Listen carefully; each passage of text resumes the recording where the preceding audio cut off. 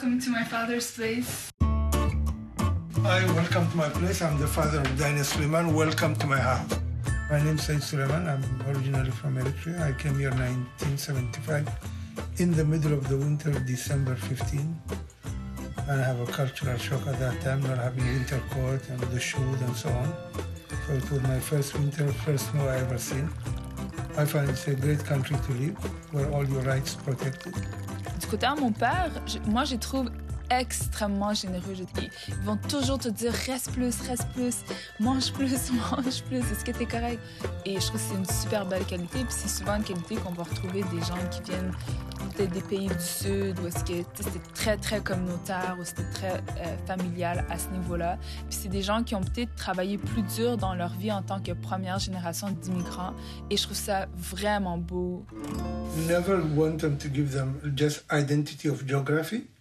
For me, they have to transcend the geography. I want them to be a citizen, global citizen, Canadian citizen with a good value.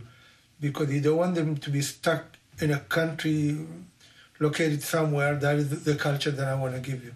The universal good value that the country they are born that gives them and the faith that they believe in. These are the best identity. In a sense, you can be as good Canadian Quebecois and a good Muslim. These are the two, one and the same coin for me.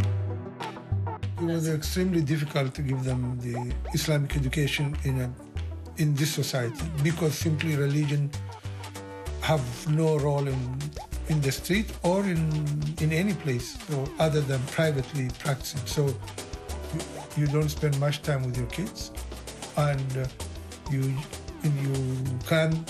do the best you can do that they can understand the faith. I find probably they are more modern to my taste. Modern in a sense that, example, they could come late home, I worry. They do not ask permission. They go and come as they wish. This is something I totally reject and I don't accept it. We, including, I just don't. There are a lot of small things like that are too independent, and yet it could be good, but also naivety of thinking they know all. Even though my dad, for him, it's hard for him to deal with the fact that I don't always ask permission, and that I do things that I want to do, and that I'm somewhat independent. On my French-Canadian side, they think it's not enough. Like, why would you still live at your mother's place? Like, why don't you get yourself your own apartment and live with friends or whatsoever? If I want to go on a trip, I go on a trip. And even if my dad disapproves of it, and it's not good, like I definitely should have more consideration and respect for my parents and seek their advice, but it's just... No, there was no independent trip. She will go to a conference that is Islamic and so on. Not always. What trip you went without permission?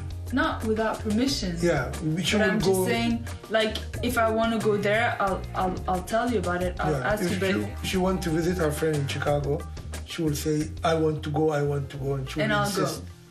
And we give permission to go. Doesn't matter. You always need permission of your parent. A small thing or a big issues. Simply, once the parents understand where the kid is going, you can give permission. If happen that they want to go something that's not acceptable morally, you want to say no. And that's where often the challenge comes.